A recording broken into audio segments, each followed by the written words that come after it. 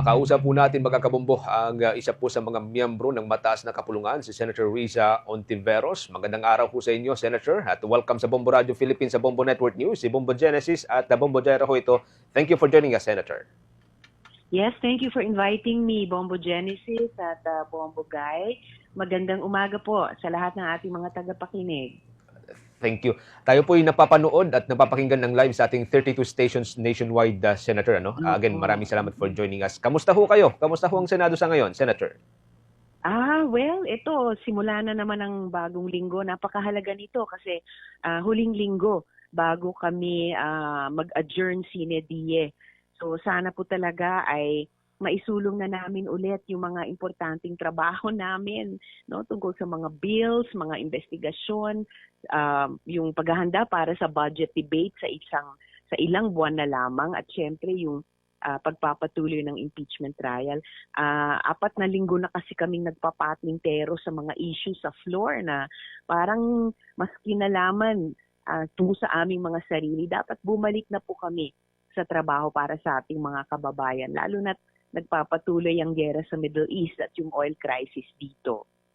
About that, Senator, is naasahan din po ba natin muling tatalakayin yung pong online voting na naging sentro nga ho ng kontrobersiya nitong nakalipas na linggo, ngayong araw, Senator? Iyon na nga. Well, kung itutuloy talaga ng majority ni na Senator Marcoleta yung pag-amyenda sa rule tungkol dyan, at least ngayon yung tamang timing na gagawin. Hindi yung pinipilit nila nung nakaraang Martes, no? Kung kaya't nag-walk out pa kami para lang pigilin yung pagbali sa rules namin sa ganyang paraan.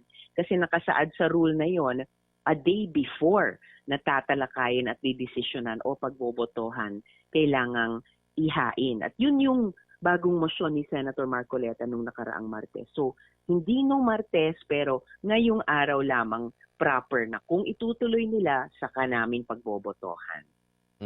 Paano pag ipilit ho nila, Senator? And then, of course, sakaling magsagawa muli ang minority bloc ng walkout at i-compel ho kayo in the process na pabalikin? Ang gagawin po namin ay ide-debate namin ng puspusan yung ito on the substantive grounds na. Kasi marami talagang problema dyan sa paano ka lang pag-amyenda sa rule ni Senator Marcoleta para lang payagan ang video conferencing, lalo na sa pagboto. So, ide-debate muna namin ng puspusan bago magkakaroon ng botohan. Pero nakausap po ninyo yung ibang members ng majority, Senator, na, lahat ba sila, yung 12 na nalalabi, ay pumapabor para ho dito sa online voting? Well, magandang tanong yan, Bombo Genesis. At umaasa ako na baka may makumbinsi kami, isa o ilan sa kanila mamayang hapon sa pagdebate sa substance o sa merits at demerits ng proposed amendment na iyan. Kasi tatalakayin ko halimbawa na napakalawak naman ng definition na nakasaad dun sa amyenda. Samantalang ngayon at sa nakaraang kasaysayan ng Pilipinas, ng Senado, kapag lamang may national emergency, kapag lamang may force majeure, ay papayagan ang online deliberation at voting. Minsan lang nangyari yan, Bombo Genesis, nung panahong ang buong mundo ay nasa ilalim ng isang pandemic.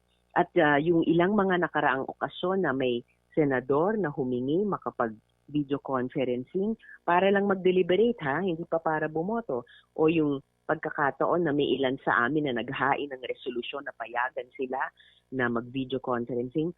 Sa lahat ng pagkakataong iyon ay dinenay po ng Senate leadership at that time.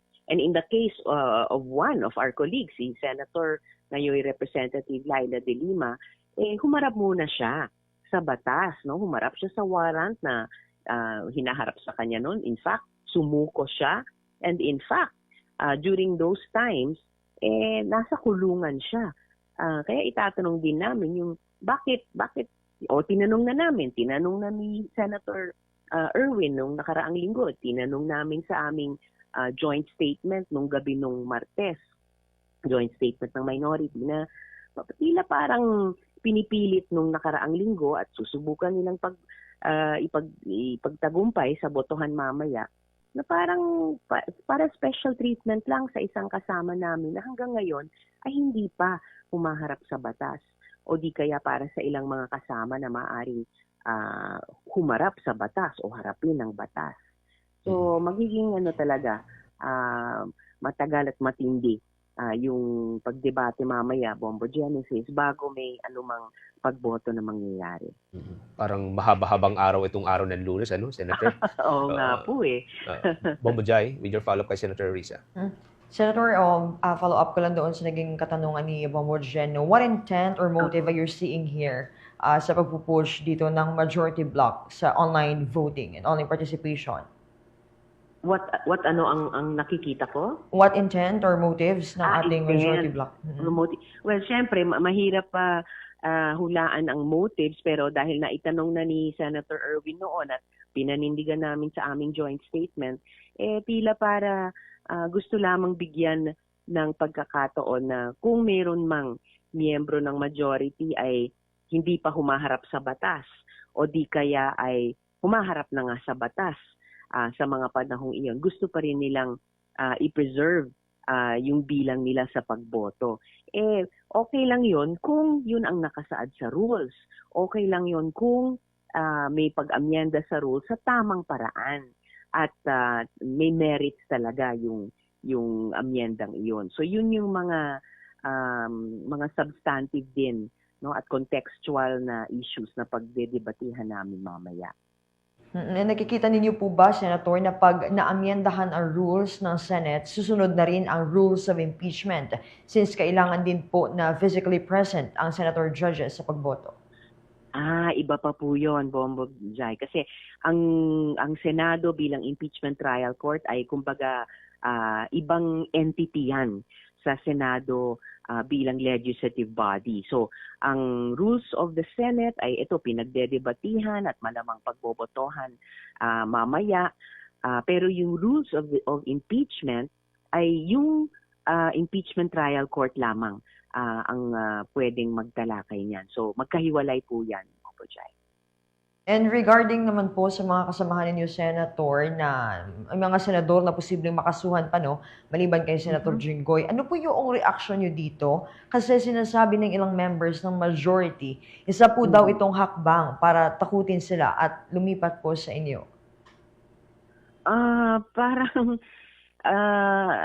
I think nabanggit na rin ng sino ba nung nakaraang linggo or nitong weekend, yung mga kasong iyan po kasi, case build-up, matagal na pong nangyayari yan. Hindi naman pwedeng madaliin para lang mag-fit o mag-swak sa ibang proseso tulad nung sa Senado ngayon. So, I think, and yung iba doon ay, yung ibang mga proseso ay dinelay noon.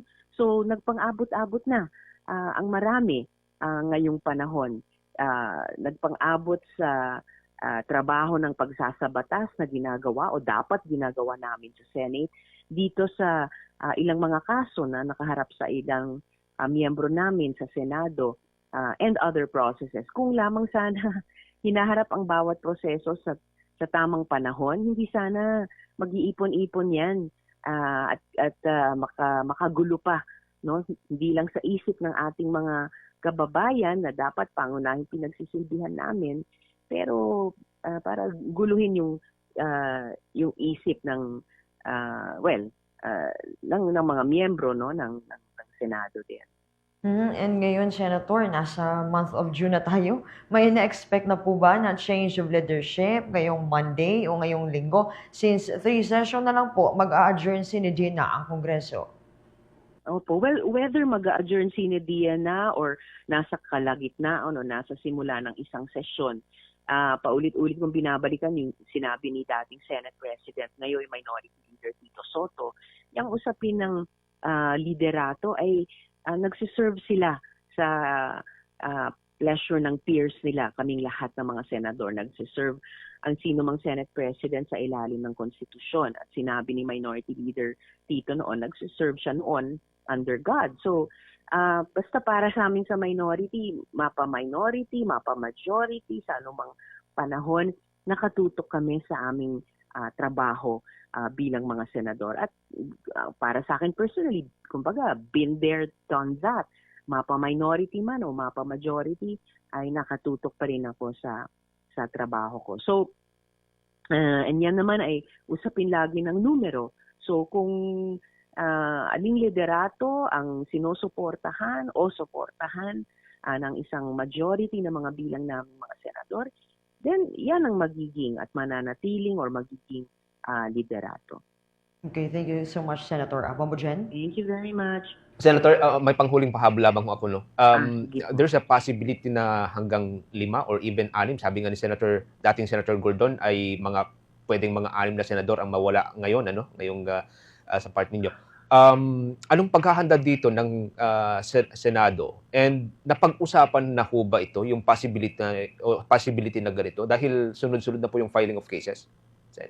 Well, hindi pa napag-usapan ng all members, pero kung anumang paghahanda ang gagawin, we'll have to cross the bridge when we get there or each and every time we might get there. Basta ang klaro sa Senado, ang klaro sa bawat isa sa aming mga senador ay ilan man ang bilang namin, yung normal times na 200 kami, yung ilang beses sa nakaraang kasaysayan na naging 23, or minsan lang yata nangyari yun, nung isang senador ay umakyat bilang vice-presidente nung panahong iyon, panahon yata ni dating Presidente Gloria Macapagal Arroyo, or mga pambihirang sitwasyon na maaring higit sa isa ay mawala sa bilang ng Senado o aktibong partisipasyon sa Senado, basta mananatiling pareho ang tungkulin namin.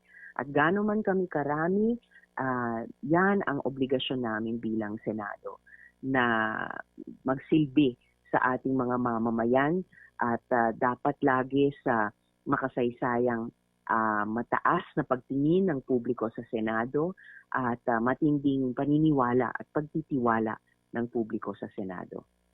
Panghuli na lang ito, Senator, no? Will you support the idea na dyan sa may part ng Senate isilbi ang warrant kung sakasakali? Kasi plunder cases ito, no? More than 6 years yung kanilang cases, kung sakali man, Senator. I think if ever sa ganung mga sirkumstansya ay pag-uusapan na yon ng Senate President at saka ng sino man ang magse-serve ng anumang warrants. Basta ang pinaka-importante ay laging sumusunod kami sa konstitusyon at ino-observe ang mga tradisyon sa Senado. At higit sa lahat, yun na nga po, yung diwa ng pagiging tapat sa utos ng ating saligang batas. Okay. Senator Risa, maraming salamat po muli for joining us sa Bombo Radio Philippines. Ingat po kayo, ma'am. Ingat din po at maraming salamat din po. Maraming salamat po. Si Senator Risa Ontiveros, mga kaumbok, kaugnay po sa ilang mga usapin, lalo ho yung mga malalaking mga pagkakataong mga balita na magaganap ngayong pong araw ng Lunes, unang araw ng Hunyo. For the most trusted source of news and information, visit our website at www.bomboradio.com. Follow us on Bombo Radio mobile app, Facebook, YouTube, TikTok, and X, formerly Twitter. Like, share, and stay connected. Anytime, anywhere.